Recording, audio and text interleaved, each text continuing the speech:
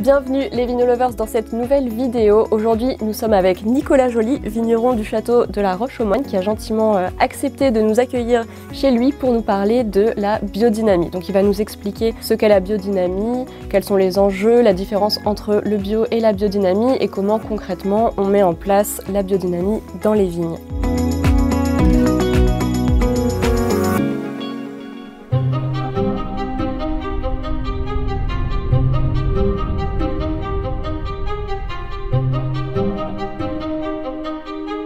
Alors Nicolas, dans un premier temps, est-ce que vous pouvez vous présenter en quelques mots et nous parler un petit peu de votre beau domaine ici à Savenières? Alors moi je suis né dans une famille où les activités de la chasse et de la pêche étaient dominantes. J'ai fait une école de commerce, un MBA à l'université de Columbia à New York. J'ai travaillé dans la banque 5 ans. Et puis, le fil s'est coupé sans que je comprenne comment et pourquoi. J'ai donc mes derniers mois à la banque, j'apprenais à faire du fromage de chèvre entre midi et 2 heures. Moi, je suis rentré ici en 76. Je suis revenu ici sur un domaine déficitaire. Alors, ce domaine est intéressant parce qu'il y a plus de 9 siècles de vignes en Chenin. Et il est planté par des moines cisterciens et j'ai appris au cours des 40 dernières années à respecter énormément cet ordre de moines. Le vignoble n'est pas très grand. On a la chance considérable que la coulée de Séran est en soi une appellation contrôlée. On est 2 ou 3 en France dans cette situation. Et ça m'a donné énormément de liberté parce que quand vous êtes seul pour une appellation, vous faites ce que vous voulez. Le démarrage a été très difficile parce que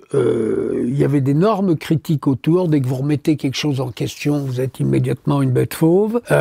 J'ai vu quelqu'un arriver dans cette pièce, envoyé par la Chambre d'agriculture, m'expliquer, Monsieur Joly, la gestion de votre mère était très bien, mais elle est un peu ringarde. Il me dit ça très poliment. Et il me dit, voilà, écoutez, vous allez utiliser les désherbants. Il me sort une calculette. Il me dit, le désherbant vous fera gagner, je sais plus, 1300 francs par an. Et en plus, vous serez très social. Bref, j'ai dit pourquoi pas, j'ai essayé les désherbants, j'ai vu en un an que le sol changeait de couleur, j'ai vu que les perdrix foutaient le camp, j'ai vu que les coccinelles n'étaient pas là, je me suis dit il y a un piège derrière ça. Et quelqu'un m'a donné un livre de biodynamie, je n'avais jamais entendu parler de Rudolf Steiner. Les bio, pour moi, étaient souvent des citadins qui avaient du mal à faire la différence entre une chouette et un faisan. Donc j'étais plutôt un peu réticent. J'ai lu le bouquin, je trouvais ça extraordinaire. Je vais faire ce qu'il dit dans le bouquin. Franchement, faire la biodynamie à partir d'un livre, vous vous plantez. Bon, mais je l'ai fait. J'ai commencé à comprendre, c'est toute cette démarche extraordinaire de Steiner en biodynamie. Utilisons ce qui est vivant autour de nous pour revitaliser quelque chose qui a déjà la vie, mais on peut décupler cette vie. C'est pour ça que ça s'appelle bio. Voilà. Dynamisons la vie. Le bio, c'est la vie. Je l'ai fait, on en parlera peut-être, la première préparation que j'ai faite, puisqu'on recommande de mettre de la bouse dans une corne de vache, alors on nous traite de sorciers. J'ai pris une corne de vache, j'ai bourré avec de la bouse, et puis j'ai pris un pot de rillettes où j'ai mis de la bouse aussi, j'ai enterré le tout. En sortant ça au printemps, j'ai envoyé à l'analyse, l'échantillon dans la corne avait 70 fois plus de vie microbiologique que la bouse qui était dans un petit pot de terre. Et là, j'ai commencé, les premières années sont quand même difficiles parce que tout le monde souhaite que vous vous plantiez. Il faut rendre un hommage à Madame Barre, qui est la première qui a amené la biodynamie à Bordeaux et qui a été très, très, très critiquée parce qu'une fois, elle a perdu une récolte. Effectivement, quand on a la biodynamie, on n'a pas une protection totale contre les maladies. Il faut être derrière et si jamais quelque chose de néfaste arrive, pouvoir répondre. Donc, arrive quelque chose qu'il ne faut pas combattre d'une manière aveugle, mais qu'il faut comprendre, c'est les maladies. On ne doit pas aller contre une maladie, on doit comprendre les raisons pour lesquelles elles viennent. D'où elle vient ? D'où elle vient, pourquoi ? En fait, à nouveau, c'est le terrain. Le virus n'est rien, le terrain est tout.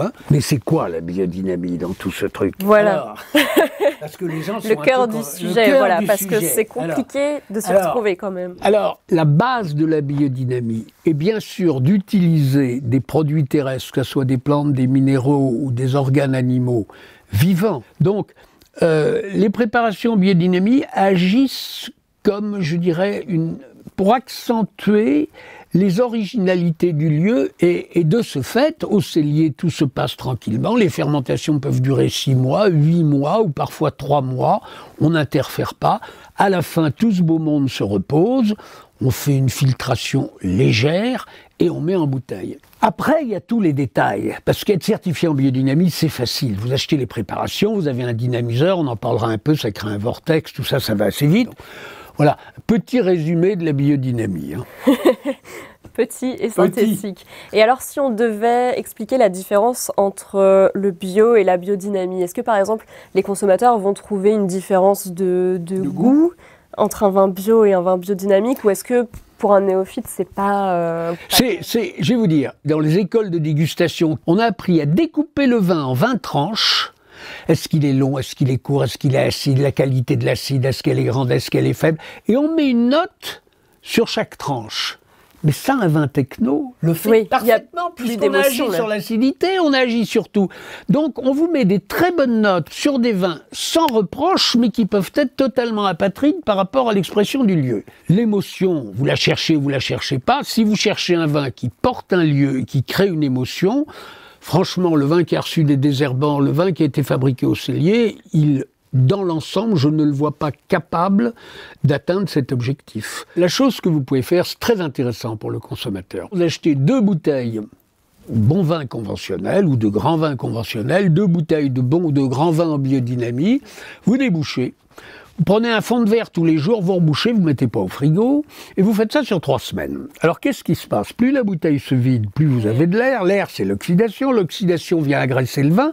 Si le vin n'a pas reçu de vie, et si le peu de vie qu'il a reçu a été amoindri au cellier par toutes les contraintes qu'on lui impose, en 2-3 jours, il s'effondre. Certes, il y a des vins en biodynamie, en bio, qui sont loin d'être parfaits, avec des gens qui tentent d'avancer dans ce chemin sur lequel l'enseignement est encore assez réduit.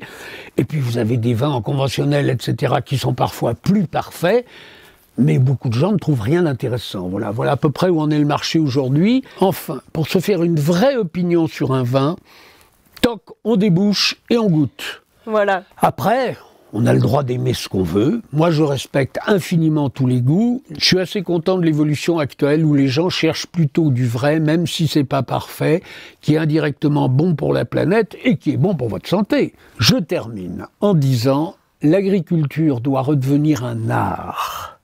L'art de comprendre les forces qui s'expriment sur le lieu, forces de luminosité, de chaleur, de gravité, suivant les saisons, etc., d'humidité, quand arrive la pluie, pourquoi. L'art de saisir ces forces pour aider la plante qui est chez vous à bien s'engermer.